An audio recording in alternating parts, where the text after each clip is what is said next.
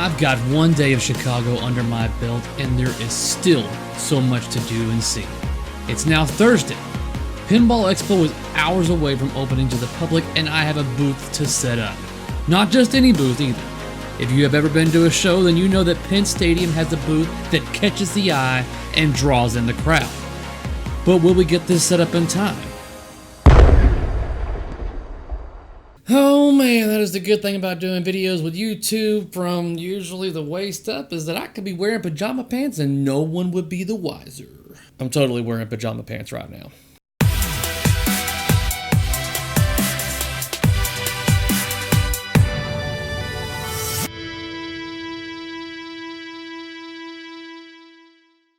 What's up guys, and welcome back to my channel where I talk into everything pinball. So if that sounds interesting to you, then hit that subscribe button down below. I'm back with the next video for this series, and that is going to be on to Thursday of Pinball Expo. So I'll wake up and I go down to have my breakfast, which honestly, for a hotel of this caliber, I'm expecting it to be a free, full-on buffet continental breakfast, because that's what I'm used to going to the Embassy Suites for Texas Pinball Festival, is a smorgasbord of all-you-can-eat breakfast, which is like my favorite thing ever. So I go down there, and sure enough, there is not, I wouldn't say a smorgasbord or a giant thing, but you had your essentials. You had your eggs, you had your bacon, you had your sausage, and some other stuff. I didn't care. I just wanted the meat and wanted the eggs. So that's what I filled up on. The thing is, the breakfast wasn't free. No. And they don't tell you that. It's kind of a little surprise whenever they hand you the check. Now, I didn't know that it had to be paid for, so Thursday and Friday morning's breakfast never got paid because I never got a ticket. I don't think they saw me come in, grab breakfast, and then leave, because I just assumed it was free. But Saturday's a different story, and I'll let you know what the price of that breakfast retails for on the next video. So after breakfast, I head to the vendor hall to start setting up this massive booth that we have to. Now, typically on a festival or a pinball gathering of sorts with Penn Stadium, because I've helped before, there's usually about 10 or so machines, and the people that bring the machines set the machines up, and we may have to set up a couple of sets of Penn Stadiums on these machines. But this time was a little different. This time we had like 17 machines. None of them were set up. They were all upright on the other side of the damn hall that we had to go dolly over, get them up all on fours, install Penn Stadiums, get the canopies up, get the 75-inch screen TV that he had up on the table, and it was one of those things where it literally took all day, and we were kind of worried that we were not going to be able to finish in time for the expo to begin, which begins at 6:00 p.m., and we started probably around the 9:30 to 10 o'clock range. We worked at it all day, but the question is, did we get it up in time for the public?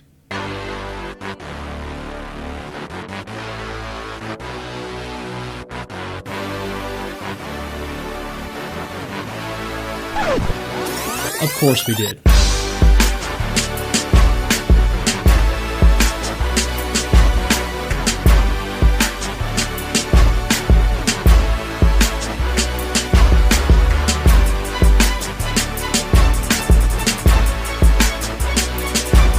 But by the skin of our teeth, seriously, we were putting the last canopy over the final row of machines, literally when people were starting to walk up to the booth to play games. We ran that booth until around, I think, the 11 o'clock range is when the expo ended for that day, when the vendor hall closed. Then we went to Spears, a restaurant located in the parking lot of Expo. And then we went to the party room located in room 330. This is JJ with Game Exchange's room that had about 5 machines. Elvira, which is brand new.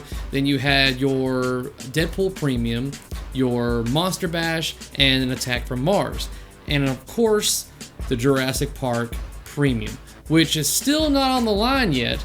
Only a few of them are going out. They're starting to get wind and get out there, but you know, Premium is pretty much brand new as well. And this is the first time I got a chance to play the Jurassic Park Premium, and I love it. I want this game. We partied there for a couple of hours, and then we hit the sack and wanted to get ready for the next day. So Friday comes along, I wake up, have my supposed free breakfast, and then I make my way to the Pinball Life Party.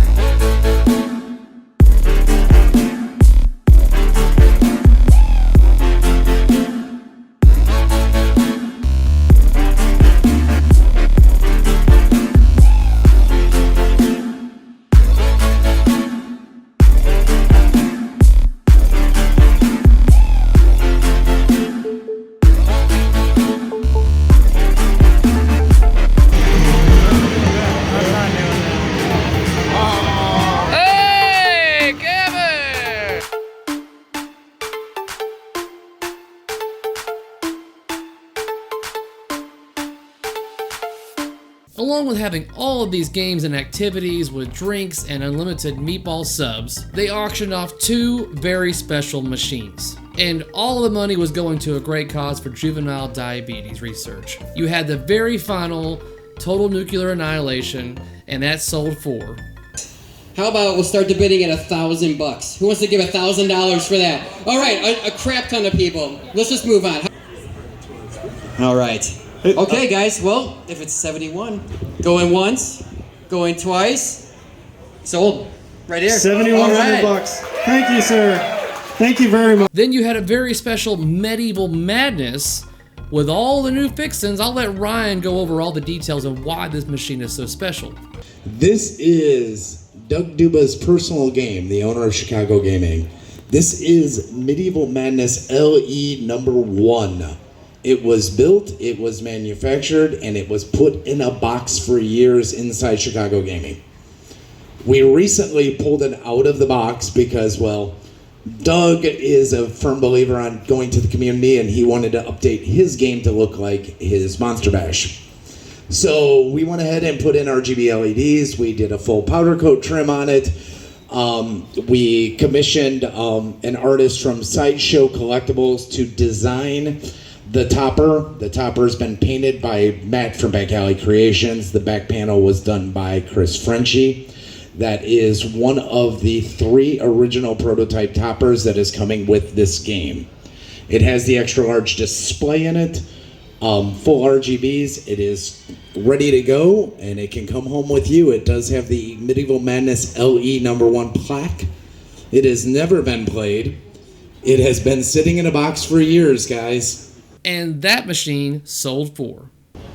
Sold $16,000. Thank you so much. Very much, guys.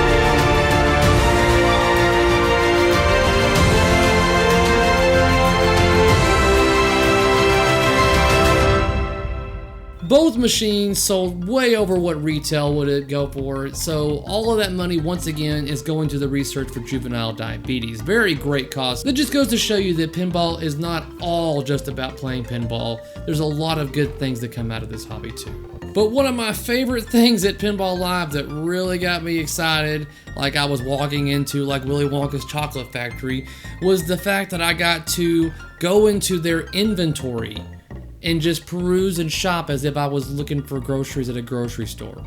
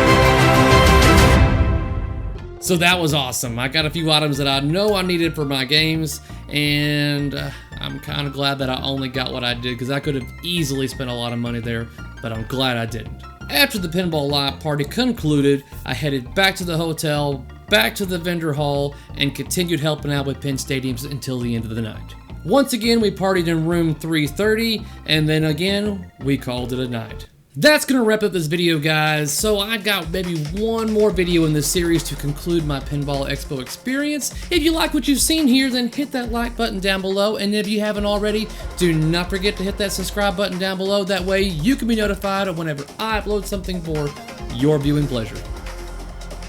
Until next time, guys. Peace out.